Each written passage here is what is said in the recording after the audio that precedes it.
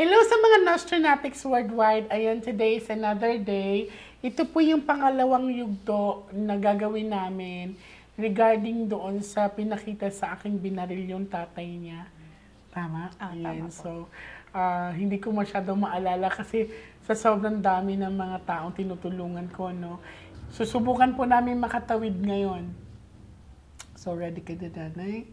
Yan. So, sila po ay galing ng Surigao del Norte. Tama? Tama. So, ako din ay taga Surigao del Sur. So, maayong hapon, maayong hapon dira sa Mindanao, sa Surigao del Norte, Surigao del Sur, sa mga kababayan na mo dira. Yan. So,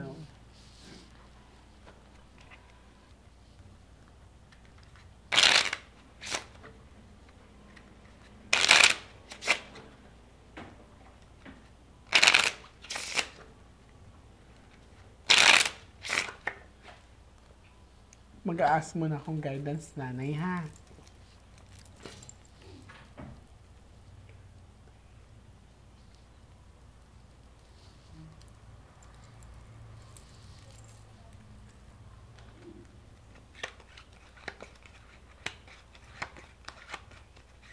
I want you to focus. I want you to pick one card. Thank you. So, this is you.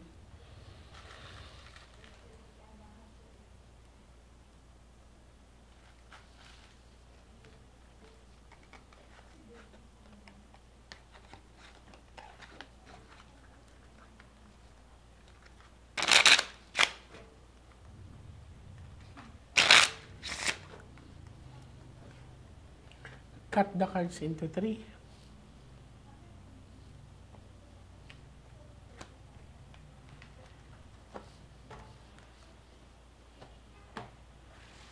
Kuha po kayo ng 7 cards of total. Lagay niyo po dito.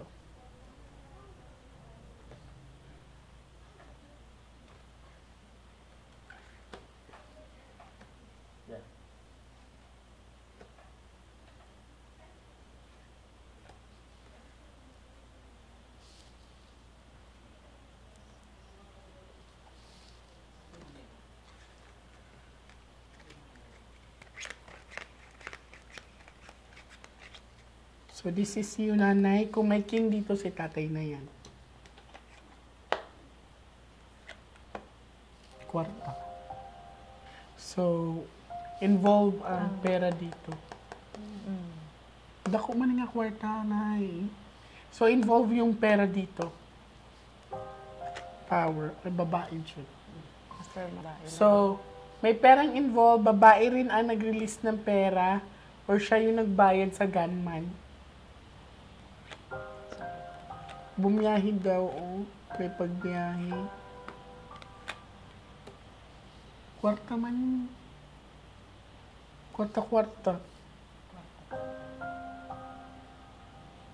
Pero babaeng gi-injury.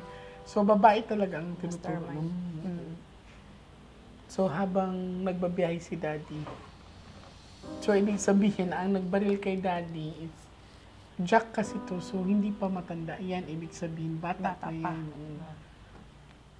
Naman daw involved na kwarta. Kay basing nani siya transaction or nani siya gi-close nga deal. So, naay kwarta nga involved. Ace of Diamond manggod.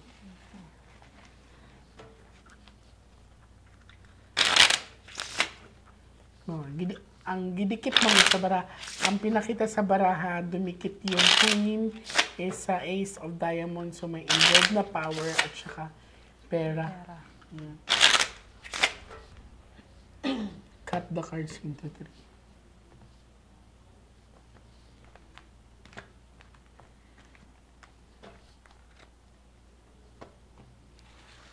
Kuha ka ng 9 cards of total.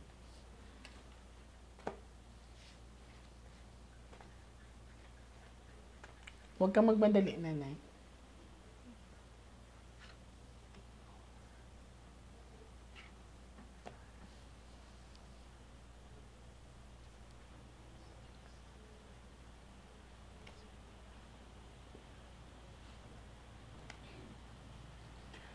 So, ulitin ko, may pinakitang babae na Siya yung punot dulo, Mastermind ko. mastermind.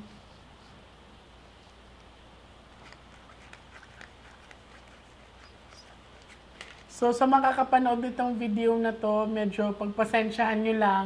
Medyo umulan po kasi baka madidistract kayo sa sound.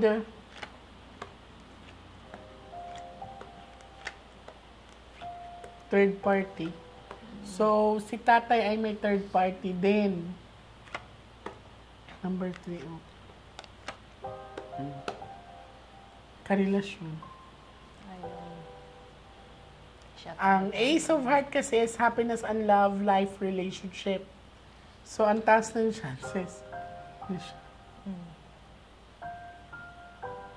Diba? Wala nang iba. Last cards. So, alam mo ba to na siya'y kabit? Yung asa man niya, asawa di ay. Actually, annulled na sila ni Papa at Mama. 2018 pa. Oo. Tapos may shoota siya. Oo. Babae. Man. Yun na nga din ang tinutukoy. Babae niya. Sabi ko na nga ba eh.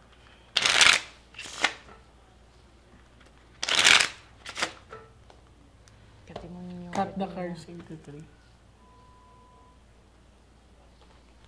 Tanaw na to kung sinundan. Pero kwarta manggod.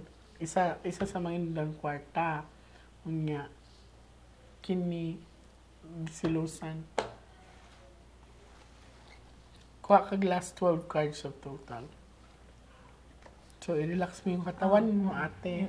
10 to 15 minutes, pag wala kang maramdaman, wala kang makita, huwag mong pipilitin, ha? Okay. May makikita lang kang maliit na bilog na nagliliwanag. Pag Tapos, makita mo, papa mo, sunod, pasok ka lang doon. Bibigat lang yung dibdib mo, ha? Okay, okay.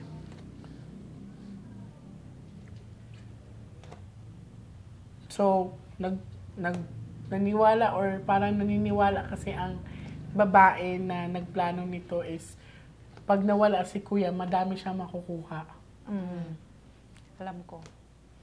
Kasi ano madiskarte to si kuya eh when it comes to financial. Kulang na lang nga mo tatakbo to ng politician kasi Totoo. halos kahit saan mo siya dalhin, approachable kasi si kuya. Oo, totoo po yan. So kulang na lang mag-politician siya.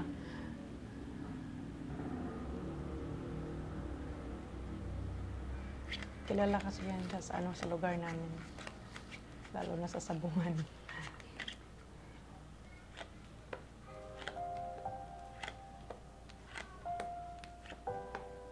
Balik na sa to. Balik kakilala. O babaeng Baba.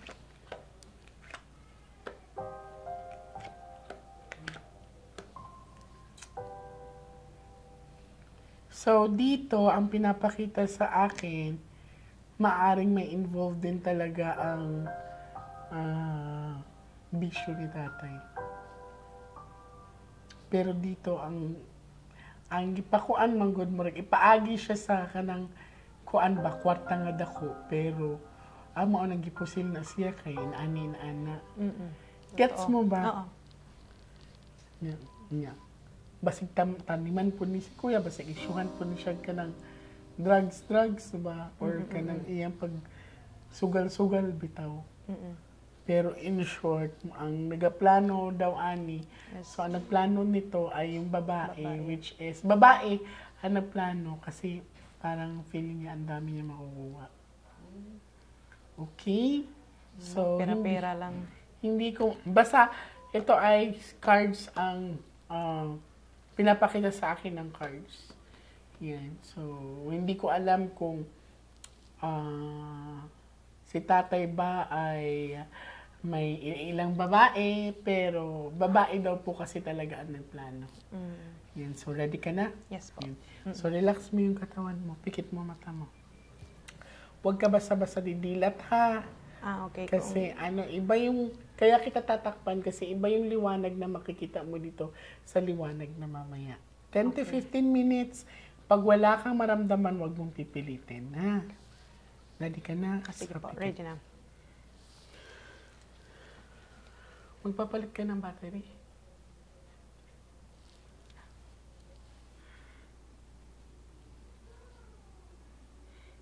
Ate, pag makita mo papa mo, kausapin mo ha. Ready ka na?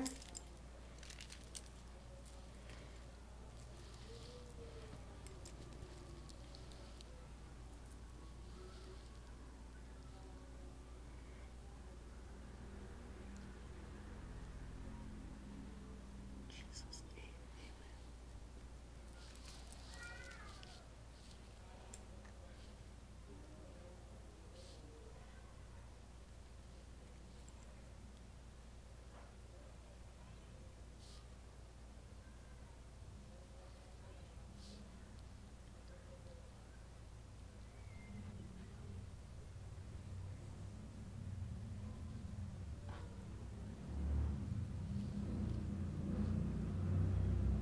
Pag may makikita kang bilog na nagliliwanag, te, ha?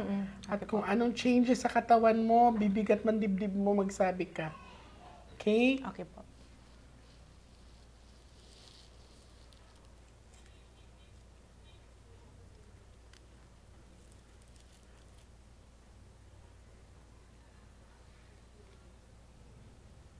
May nararamdaman ka ba?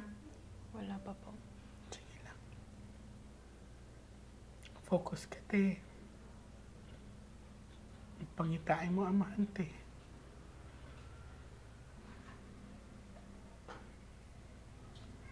May nararamdaman ka ba, ate? Wala pa po. Sige lang.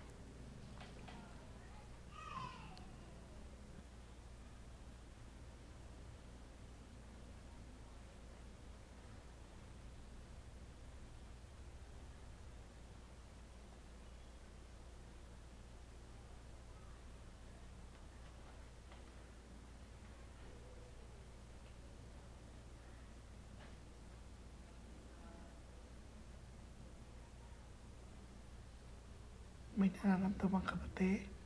Wala pa po, ma'am. May nakikita ka ba? May liwanag na pero hindi ako makapasok. Sige, diyan ka lang, te, ha? Focus ka. Nakita mo na nagliliwanag? Oo. Sige.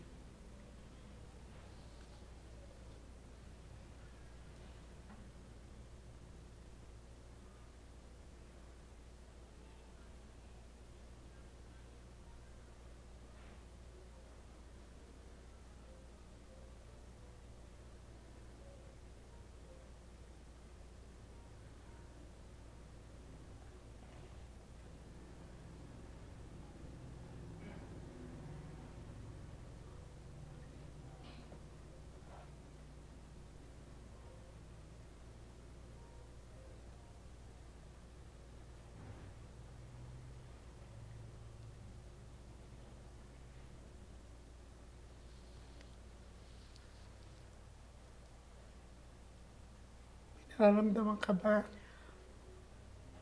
Wala pa po, ma'am. Wawala yung liwanag. Hindi siya makatawid. Hinga ka maluwag.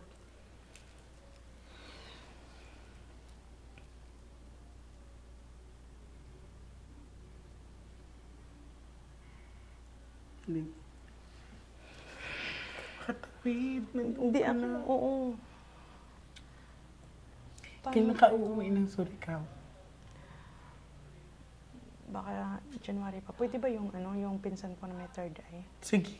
Pero andun pa siya sa amin eh. Kailangan kong magpa-schedule na lang Sige. siguro ako sa'yo sa ano na lang. Pag babalik ka sa akin, hindi ka successful nakatawid. Nakita niya yung, andun na siya sa liwanag. Hindi siya successful na nakatawid, pero hindi pa kami tapos. Baka kinakabahan ka. Nung nakita ko yung liwanag, bigla na akong kinakabahan. Dapat hindi ka kabahan. Sige lang. Don't you worry, hindi pa tayo tapos. Sayang. Hindi ka pa naman uuwi ng Mindanao, no? Basta kung balik ka dito, make sure na may dadala kang kasama. Okay? Ayun. Mas mabuti na pag may third eye na. Ayan, so nanghinayang ako. Nanghinayang ako kay ate. Nanghinayang ako kay ate kasi andun na siya sa parte na may liwanag. Natakot si ate. Pero, well, hindi pa kami tapos. Naiintindihan ko kung bakit nakaramdam si ate ng takot kasi hindi naman kasi ganun kadali talaga mag-astral, no? Aantayin ko yung pagbabalik nila ate. Maraming salamat sa mga Nationatics worldwide.